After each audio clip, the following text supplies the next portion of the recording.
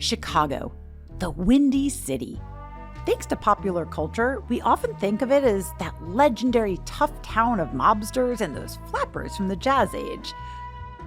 Of course, the reality is much different. It's a bustling metropolitan city, astride Lake Michigan, the most populous in the Midwest, and home to landmark architectures like the neo-Gothic Tribune Tower and the terracotta Wrigley skyscraper. Then there's the ultra-glamorous, magnificent Mile, dotted by fabulous stores and some of the best shopping in the world. And when it comes to business, you may be surprised to learn that Chicago is a location chosen by some of your favorite, most prolific brands. Think Oprah's Harpo Studios and McDonald's headquarters. Incidentally, when I was a PR rep for McDonald's many moons ago, I used to spend lots of time in the Windy City myself. Sometimes multiple times a month. I gaze out of my hotel window at the glistening Chicago River, which snakes its way through the city in between sparkling skyscrapers, and I just stand there, awestruck. So for all those reasons and more, Chicago is where a lot of dreams come true. But like any major metropolis, it's also where others inevitably crash and burn. And it was here, on the Kennedy Express, on one fateful day, that Jessica Zweig found herself driving home, feeling crushed, desperate, and uncertain about her future. We're going to delve into Jessica's whole story today. The light, the dark, and the extraterrestrial? But we're getting ahead of ourselves. Jessica Zweig is a magnetic human, a light worker. Her success is undeniable. She's been named one of the 10 entrepreneurs to follow. She's an author and a podcast host, leader of spiritual retreats, and an all-around badass businesswoman. But like anyone on their way to success, the road has had its twists and turns. So how did she get to that desperate point on that fateful drive home? And what did she have to do to turn things around? Well, fasten your seatbelt, folks. You're in for another wild ride today on the Gratitudeology Podcast. Will you walk through the fire? Would you ride through the storm? Will you walk on a wire? Will you save me if I fall? Will you break through the madness? Set us down where we're safe. I'll be right here waiting till you find me again. Jessica's been on my radar for a while now, but we had never actually met before today. She's been one of those names that you hear, a leading female voice on the speaker circuit, a podcaster, lightworker, and coach. There's only a handful of us women in that arena, so I had long been cheering her on from afar, from my little corner of the internet, if you will, whether she knew it or not. So when her PR team reached out saying that she'd be in New York and would love to be on this podcast, my sisterhood heart skipped a beat. When she walked into the room today, here at Gotham Production Studios, where I record in Manhattan, I felt as if we had been friends forever. Jessica, thank you so much for being here. Let's start at the beginning. Well, first of all, I was in the theater. Yes. Right? So I was madly in love with acting and that whole world. And yet I kind of stumbled into it after like sports weren't my thing and I was never really cool and I didn't have a clique. And the theater really was my home. I found my community there, but I also really loved being able to play somebody else.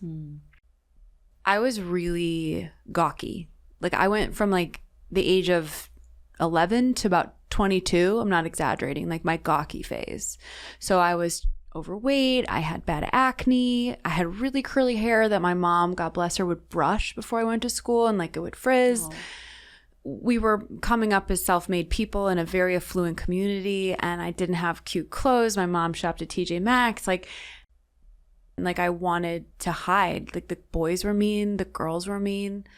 But then I found this safety in the theater to play pretend and to literally kind of escape my own reality. And I was really good at it, which is why I went to college for acting and then graduated and became a professional actress for about 5-6 years out of college.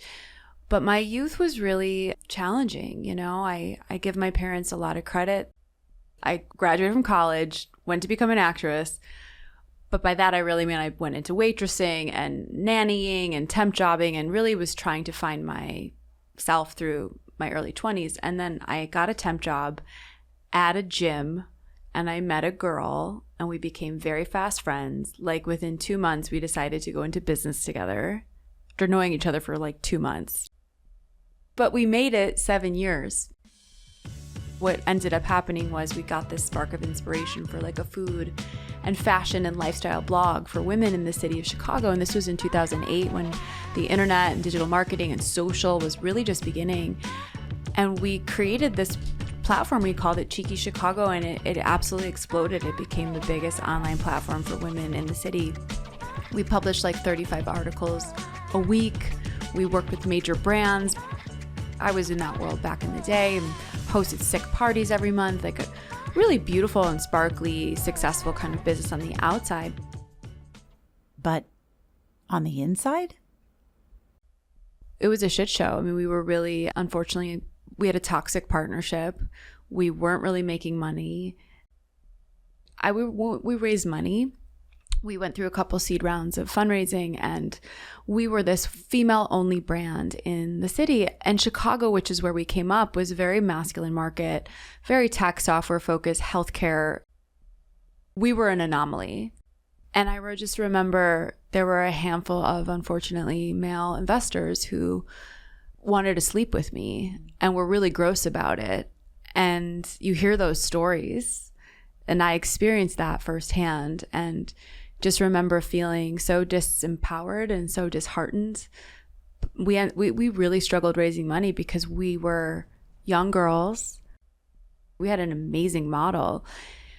We just couldn't connect in that market. And I think if it was a different time, because this was back in like 2010, 2012, and I learned my hard knock real life MBA on the job and failed. Essentially, towards the end of that 7 years, we ran out of money.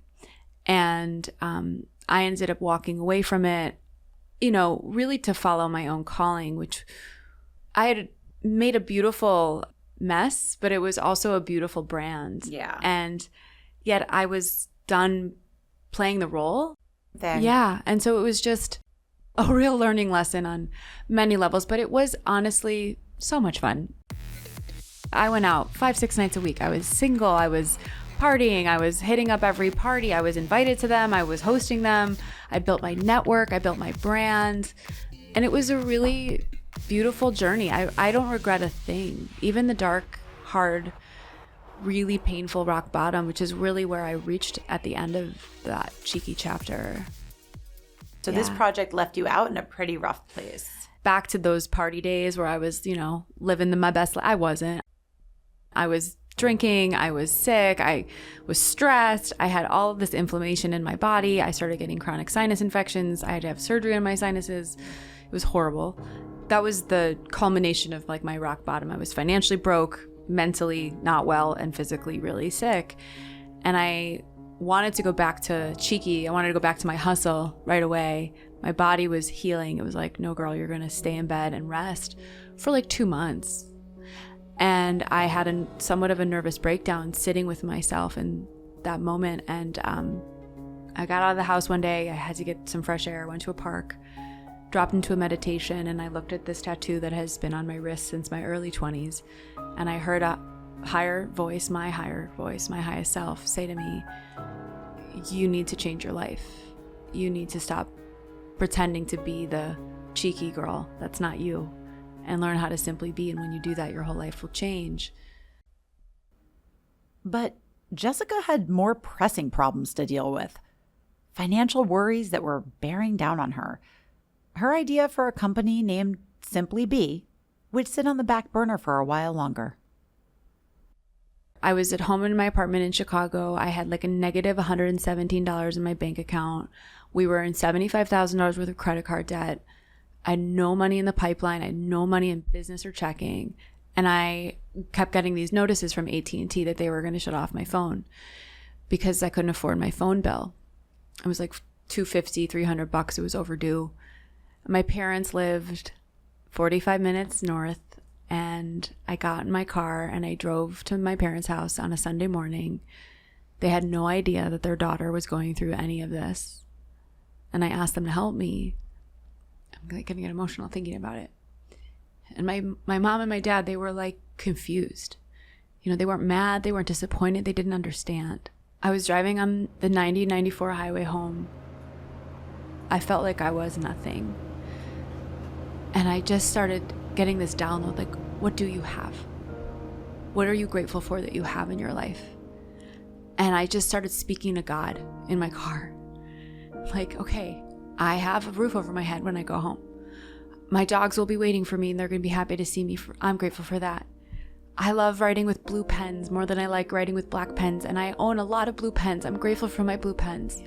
My brother called me yesterday. My brother never calls me. I'm so grateful that my brother called me. And I just started sharing all of the gratitude for the abundance that I did have in my life. And like, I got picked up by my bootstraps by a friend who was a mentor who gave me a $5,000 monthly contract to consult with her on a brand she needed help with. And my financial picture started to turn around as I sort of figured out what I was going to do with my next chapter of my career, which was ultimately Simply Be, that scaled very quickly to a very successful business. But it started in that moment of reframing what worthiness and what wealth and abundance really felt like, because I literally had nowhere to go but up from that moment. So the gratitude game is so real. I've said it before, and I'll say it again. The gift of desperation is a true gift. So if you're listening right now, that's right, I'm talking to you, and you're in a dark chapter of your story, please know this. Those of us who have seen the darkness see the light that much brighter. You just need to hang on until the light shines through. And if you're quiet enough and let it through, it will. So you got help from a mentor. I did. Then I literally got a call the following week from that mentor, because I started practicing gratitude literally every day for it took 1 week. That's how fast the universe, I believe, responds once you've decided and you really get into alignment and you put your heart into your practice. And that mentor ended up offering me a full-time job, and I took a corporate bird walk for 2 years and paid off that debt. And my husband was going through a job dissolution at the time, so I was sort of the breadwinner. And I remember leaving that company to go start Simply Be and feeling this would be a leap to start a second company again after failing my first, and knowing that the net would catch me. And it was right around this exact pivot point, because I hated that job, so the folks that are listening that are still in the mire, like I stayed in the mire just in a different kind of way for 2 years. It was definitely golden handcuffs, just felt like handcuffs, frankly. Mm-hmm. And I went on a women's retreat about 3 or 4 months before I quit that job. It was up in the woods of Wisconsin. I'm from Chicago, so I just had to drive up an hour and a half. It was $700. Some of the best $700 I've ever spent. It was with a random transformational coaching company. And it was kind of a crazy retreat. They made us do some really wild personal development things that stretched us.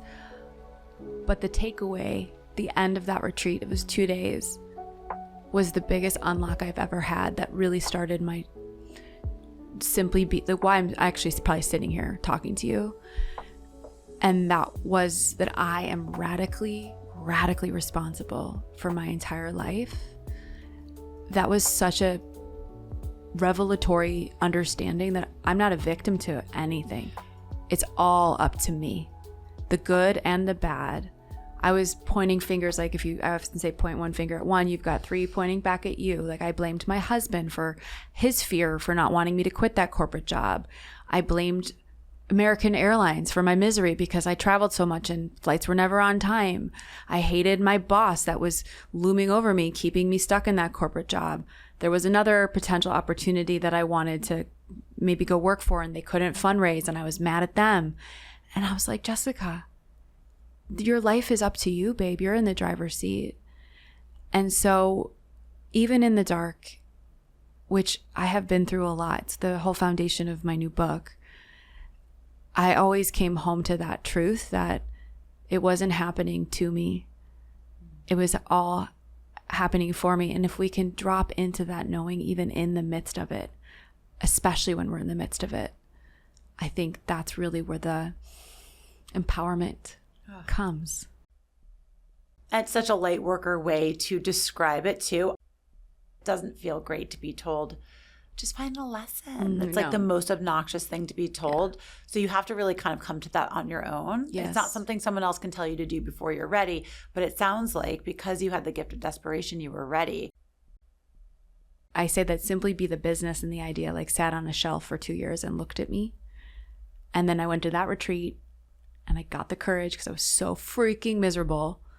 I'm like, I'm going to take it off the shelf and I'm going to really do this thing called Simply Be Agency.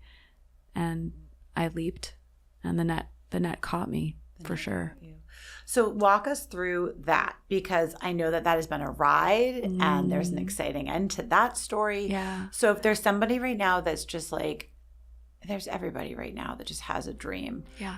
Well, I'll first say to that person listening is like, yeah, nobody is going to believe in you unless you believe in yourself hard. Because people feel that. People resonate and respond to that. And when I was ready to quit that corporate job and launch Simply Be, I believed in Simply Be, the brand. I mean, I'm a branding girl, but it was all about the brand, what it stood for, what it meant in the world. It wasn't just going to do personal branding for executives, which is what it became, but it was about humanity and authenticity, unapologetic, showing up in the world online in service of your community, your company, your industry.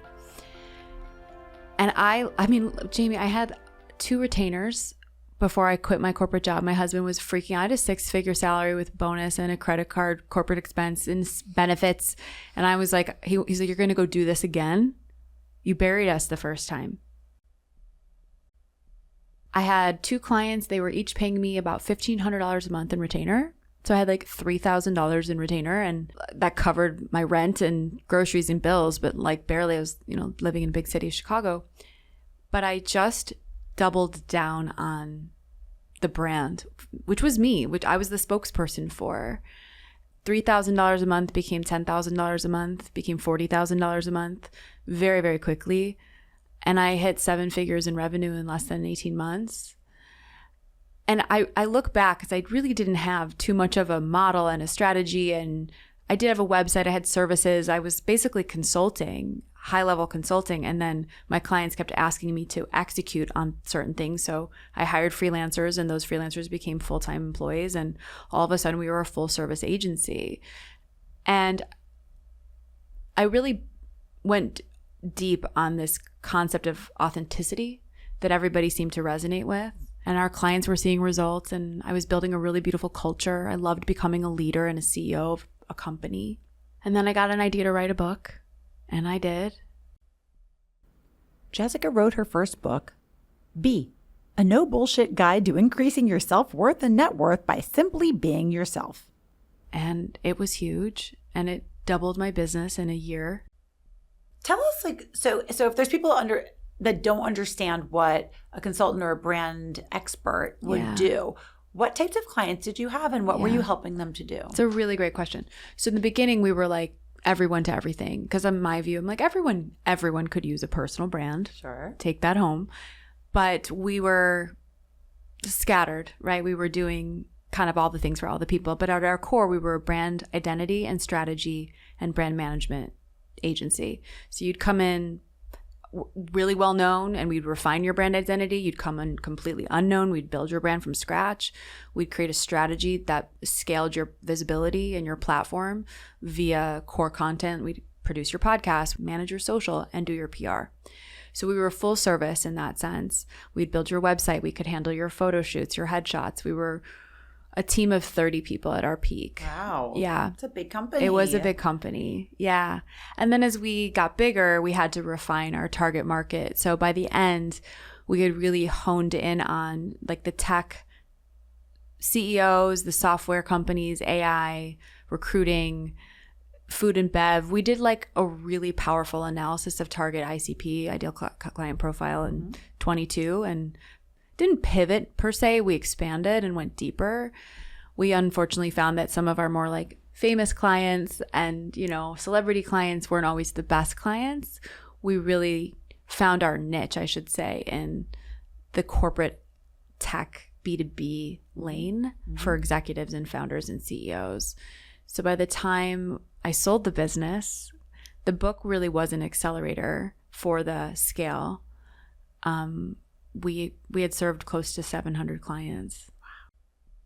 Is there any advice you would give to somebody to tap into if they're like, yeah, but I can't find the knowing? Yeah. It sounds like you went within. Yes.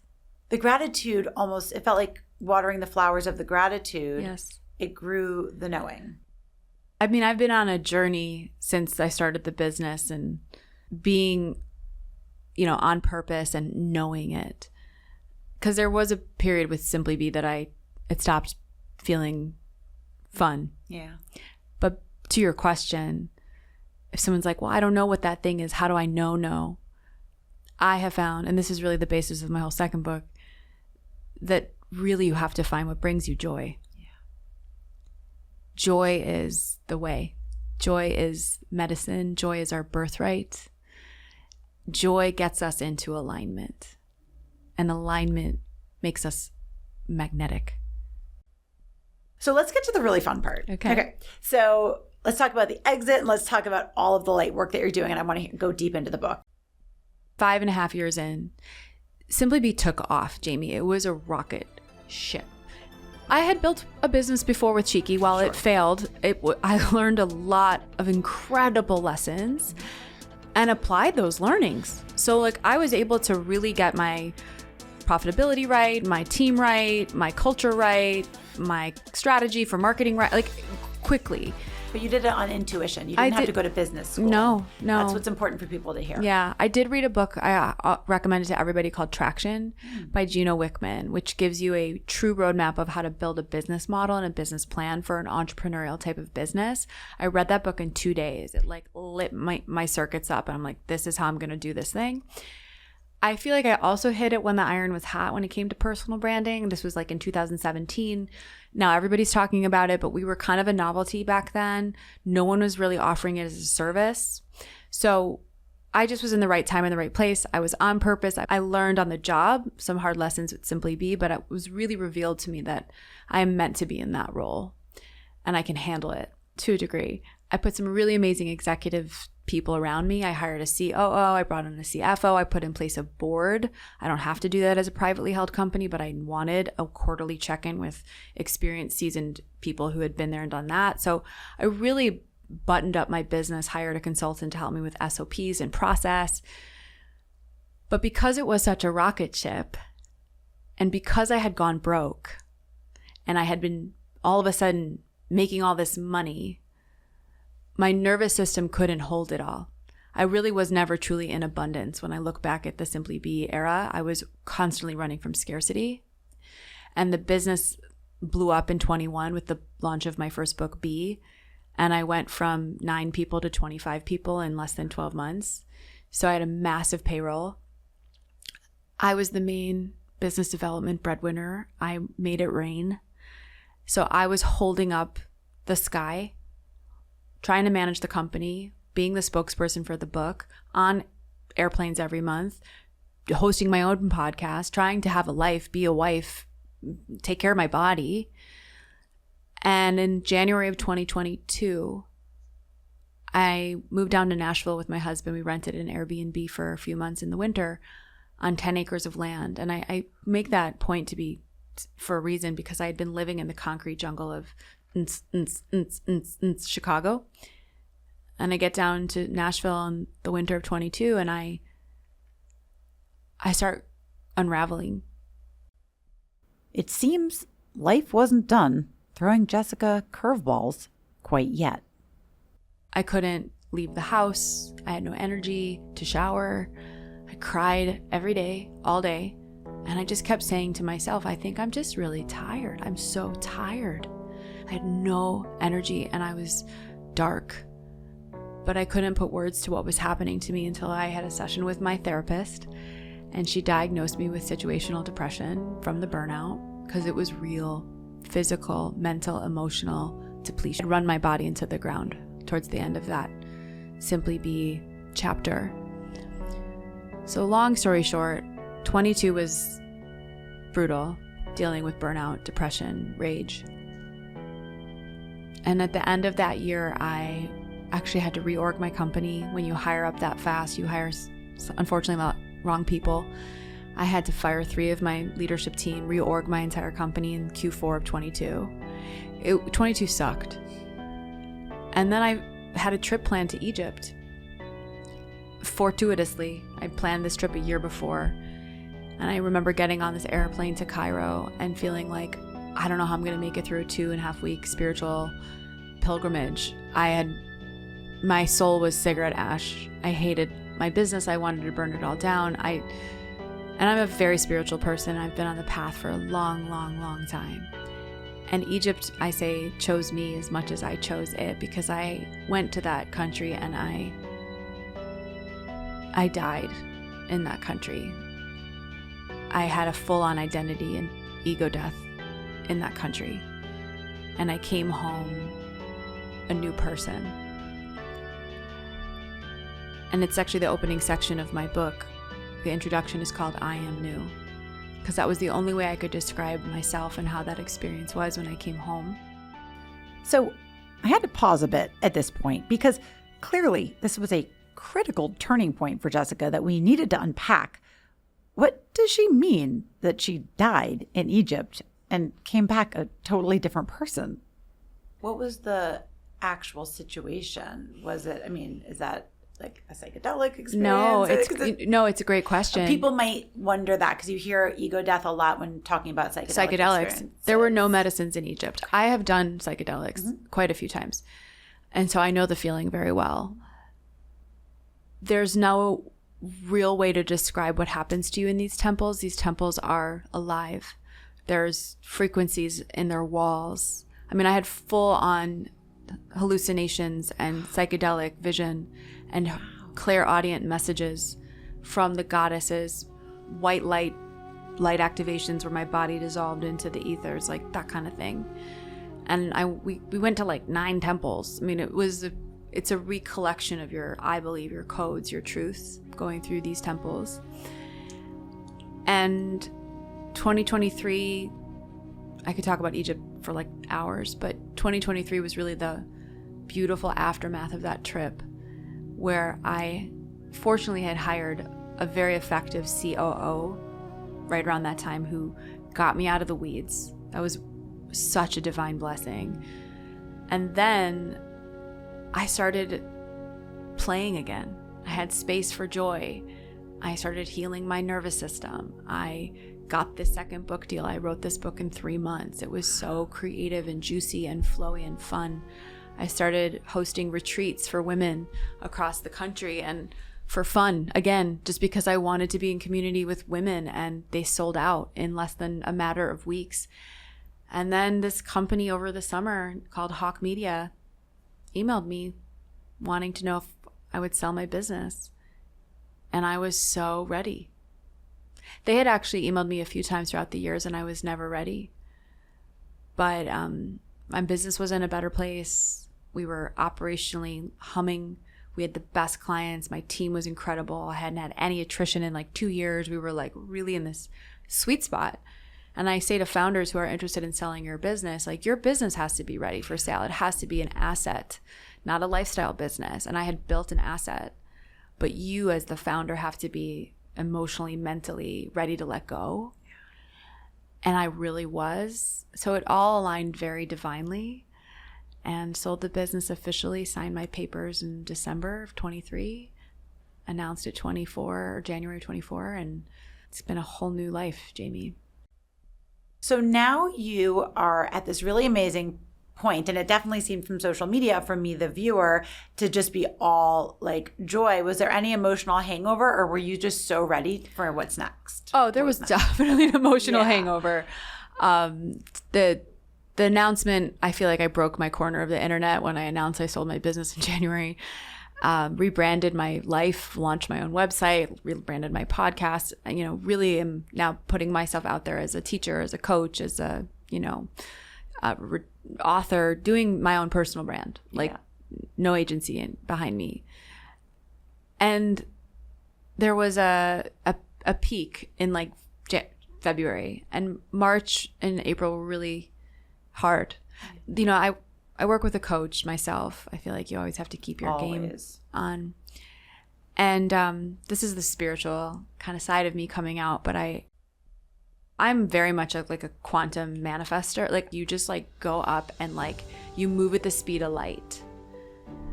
And that's what I did. I sold my business. I launched the new one. I moved cities. We formally moved out of Chicago and into Nashville, like a whole new life within a matter of months. And she said to me, Jessica, you have to learn how to move at the speed of life. That life has a greater plan. You actually aren't the creator of your reality. You are a co-creator of your reality. It was just very abrupt. Yeah. And I've definitely learned to surrender. And it gave you space. Yeah. For this entire chapter. Because this is way different than anything I've ever put out into the world. It's new. It's naked. It's probably, and I say this with my own sense of humility and confidence, like the greatest thing I've ever done. And my book is really an invitation to women to remember who they really are. It's called The Light Work, Reclaim Your Feminine Power, because I really believe the feminine has been so oppressed and repressed and forgotten. Live your cosmic truth, not live your truth, but live your cosmic truth, because I believe that we all have incarnated here from other places in the universe with our divine assignments, and illuminate the world. And I think when we get into alignment with that power, with that truth, we can't but help to shine and to exude light. And we find our light through the dark. And so this is a spiritual empowerment book for the high-performing female on this planet. I do talk about money and business, but I've really opened up the aperture on the journey of the female experience at large. This first section is inner light, outer light, and future light. Those are the 3 sections of the book. And I talk about emotionality. I talk about personal power. I talk about our relationships to our bodies. I talk about family trauma. I open up about mine, female friendships, love, and relationships. I talk about the power of mentorship. I talk about what we have to do to save the earth. I talk a lot about the Pleiadians, which is like a galactic extraterrestrial star family that I believe I'm from. Wait, that? Mic drop. Am I right? Yeah, you heard right. She did say extraterrestrial. And to be clear, Jessica is not actually unique in this regard. There are many people with impeccable credentials and reputations that swear by the existence of extraterrestrials.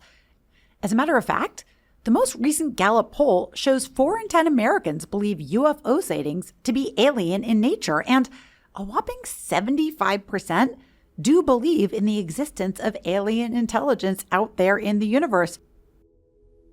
I'm unapologetic in this book by sharing my beliefs and my truth. And yes, aliens are a through line. I feel like you have so much that you've come to intrinsically, and it's the real deal. But it's really fascinating how you got there. So let's double click on aliens, and then we'll go from there.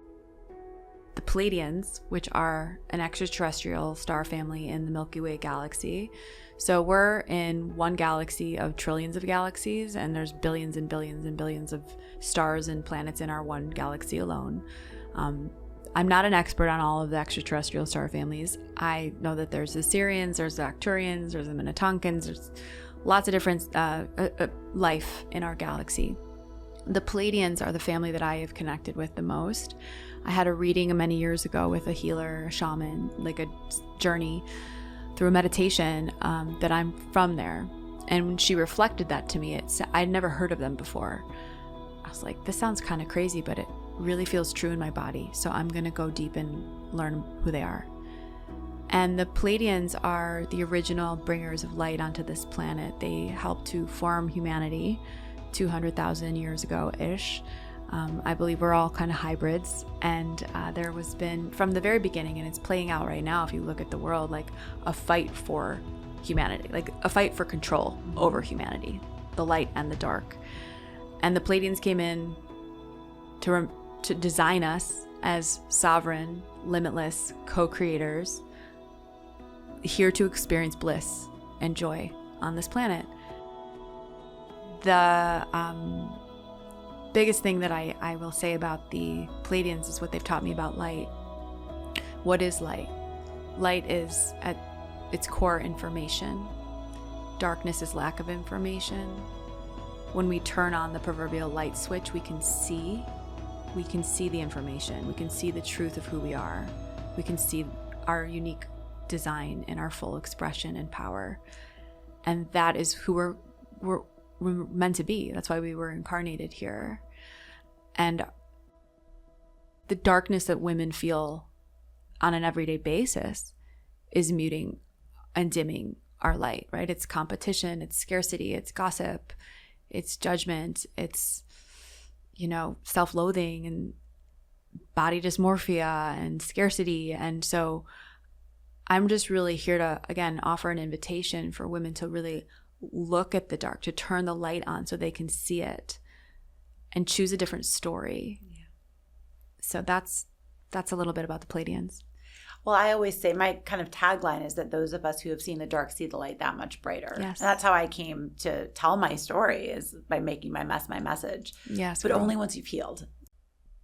What do you take to be kind of your mission right now? Like, you are on a journey, and where do you intend for it to go? I'm really here for the feminine. I'm really here for women to remember and rise, to recall the codes of the feminine frequency. I did a lot of research for this book, rocked my world doing that research. And not to get too historical, but 4,000 years ago-ish, the patriarchy was born. That's really when just shit started getting written down. Recorded war, territory, land, power, and control, driven by the masculine. For hundreds of thousands of years before the patriarchy, this world was run by a matriarchal system, women-led. And I want to bring that into the modern day because it's such an exciting time to be a woman today. Like, we're rising in entrepreneurship. We're making more money than we've ever made. Most of my friends are the breadwinners in their families, but it's killing our systems at the same time. We're hooked into the toxic masculine patriarchal belief that in order to succeed and win and shine, we have to work really, really, really, really hard to get there. And I want to take women back home, into their bodies, up into their own cosmic truth, and forward as a new collective. And I'm doing that through my coaching. I'm doing that through some online programs that I'm launching. I'm doing that through my book. I create beautiful sisterhood in my retreats that I host across the world. And I really want to go intimate and deep with women. I don't want to necessarily launch big, massive, courses. I really want to create containers with influential women who are leading in their own corners of the world and create a ripple effect that way. But I'm really here to unlock. I have a little key tattooed on my heart. That's so pretty. And that's my totem to unlock the light in other people. It's not about me. It's like, let me be the mirror to how magnificent and needed and important you are to be here as a woman right now. It's such an incendiary conversation that we're having right now about gender roles, and for you to be able to approach it from just the polar opposite place of the vortex. You're Yeah. like, okay, but because I struggle, I think we all struggle as women right now. Totally. We were raised thinking like we had to fight for feminism Yep. and all of these things. And then there's like the trad wife conversation, which I think it's funny. I have this conversation with my girlfriends all the time. Like, there is nothing wrong with wanting to be in your feminine energy and wanting to take joy and celebration and being a homemaker, even if that's for Yes. you.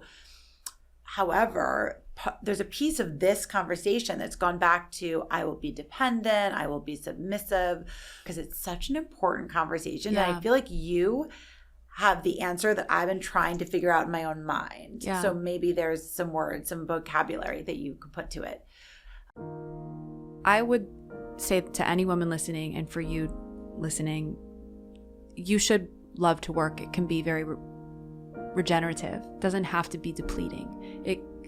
It sometimes is. Sometimes we make it negative or self-judgmental, that it's toxic if I work this hard, if I hustle this hard. I actually think that if we love what we do, we should celebrate that. Instead of looking at sort of the paradigm of what women are choosing to do and how they're choosing to run their lives, I say it all comes back to your body. To really treat your body like the most sacred thing in your life, because that's what it is. And if you're building beautiful things and working a lot of hours, that's great, but you can't neglect her. I saw a meme yesterday, and I know you're asking for my wise words, but it said, "My success isn't found in my bank account. My success is found in my nervous system." And so these codes of the feminine are really about gentleness, softness, beauty, ease, surrender, trust, receptivity, generosity, equanimity. This is a whole chapter in my book about money, actually, and how to attract differently. And it's a practice.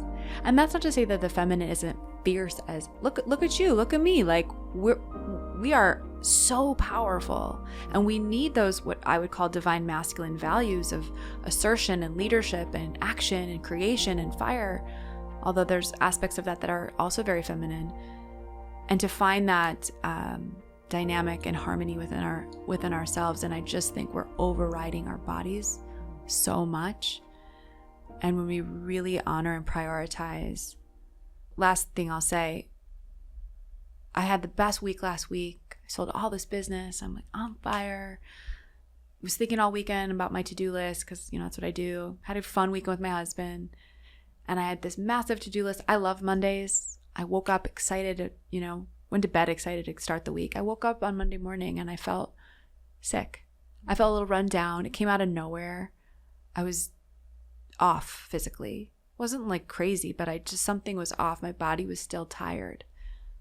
I went back to bed at like 9:30. I took like a completely slow Monday. I went and got my nails done. I barely checked my email. A year or 2 years ago, Jessica, she would have powered through that Monday. Would be like, screw you, body. Yeah. I got things to do. So it's simple. And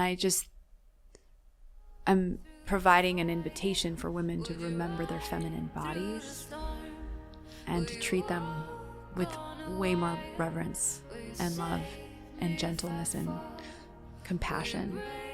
And we can still kill it. We can actually kill it even more if we do that. What an incredible journey that was. We've been on some trips on this podcast, but this was amazing. We started in Chicago, went all the way to Egypt, and even up to the stars. And Jessica has even more in store in her book, The Light Work, which you can find on jessicazweig.com. It contains over 80 journal prompts, spiritual practices, and rituals to help unlock your true self that Jessica says will really help you find your purpose, truly love yourself, step into unlimited financial abundance, and increase your impact. It's a beautiful way to turn on the light in your life.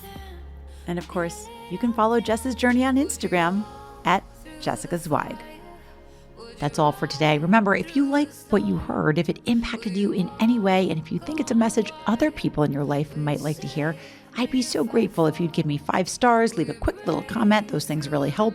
And share this podcast with your friends, either on social media or just word of mouth. I'm on a mission for us all to help each other focus on expanding our attention towards what's good in the world rather than focusing on what's bad, one person at a time. If we all did that, even to our own little sphere of influence, the world has the potential to be a much more radically awesome place. Stick with me, friends. I've got your back. We're in this together, and it's a great day to see the greatness in the day. See you next time. The Gratitudology podcast is written, executive produced, and hosted by me, Jamie Hess.